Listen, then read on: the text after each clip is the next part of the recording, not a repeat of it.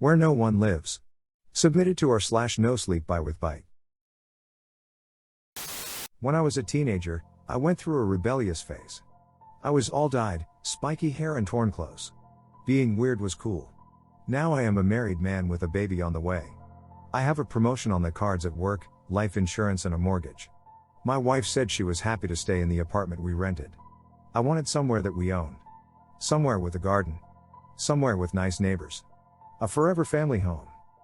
It was Saturday afternoon and I had just finished painting the nursery. I was cleaning the brushes when I noticed my wife standing in the doorway. She was supporting her by now always aching back with her hands and looked tired. Still beautiful, always beautiful, but run down. It had not been an easy pregnancy. Do you know any knights in shining armor who will go down to the store and buy a damsel in distress a big tub of chocolate ice cream? She asked, a smile brightening her face. I put my jacket on and headed straight off to the store. There were many factors which made me want to buy in this location.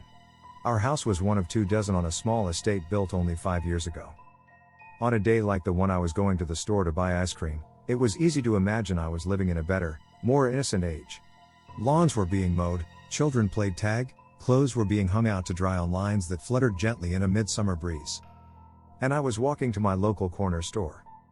Until I moved here, I had always driven to big discount stores and bought in bulk. Shopping was a chore. I cannot carry a tune, so I kept it quiet when I started whistling as I walked down the street. This was how life should be lived, I thought. The houses had all been built by the same developer, so looked very similar. I enjoyed looking at the colorful flower displays and hanging baskets, lawn borders and house nameplates, which owners used to personalize their properties. 10 minutes walk down the street from my house, I noticed for the first time that one place seemed to be lacking in TLC. The grass on the lawn was patchy and there were cracks in the paint on the front window pane. A shame, I thought, but tried not to be judgmental. Perhaps whoever lived there could not get out to tend their garden and property's exterior as they would have wished. My guesswork seemed to be confirmed when through the front window I noticed there was an old lady inside. I had not seen her standing there a moment before. She must have just walked into view. She had gray hair pulled up into a bun. There were the lines of a lifelong livid etched into her skin. Old age, I pondered, comes to us all one day. And carried on my way. At the store, while I was carrying the ice cream for my wife to the till, I had an inspiration. There were pots with flowers in them for sale in a display near the counter. Money was very tight, budgeting for a newborn, and the house had left me close to being overextended. Although I had not admitted this to my wife because I did not want to add to her stress levels, if I did not get this promotion and the raise that came with it, finance was going to become a problem. Nonetheless, I decided I could treat the old lady on my street to some flowers. They did not even need to be transferred from the pot and could brighten up the front of her house by being placed next to the door.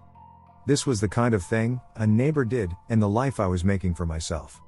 I was feeling good as I made my way back. I reached the old lady's house and was about to knock on the door when I noticed a man standing in the drive of the house opposite.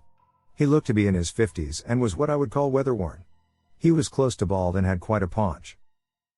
"Help you?" he asked, but in a tone that suggested this was the last thing he wanted to do. My good mood deflated slightly by what was clearly a suspicious neighbor, bordering on a busybody. I fixed a smile onto my face and replied, "Afternoon, I am just dropping off these flowers for the elderly lady that lives here. I thought they would brighten up her porch and her day." He scowled. "Ain't no one lives in that house," he said. "But, I saw." I started to protest. He cut me off. "No one lives in that house. So, I would thank you to be on your way."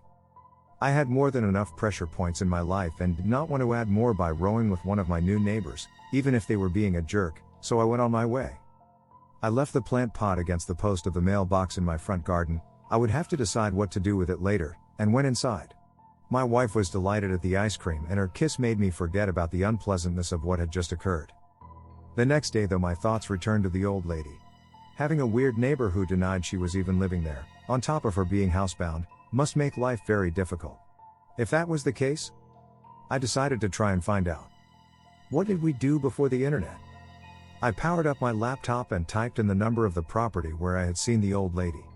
Nothing specific about that house came up, but I did find a couple of articles on a local news site about the estate opening. In one there was a photograph of a young couple being handed an oversized key by some bigwig from the developers.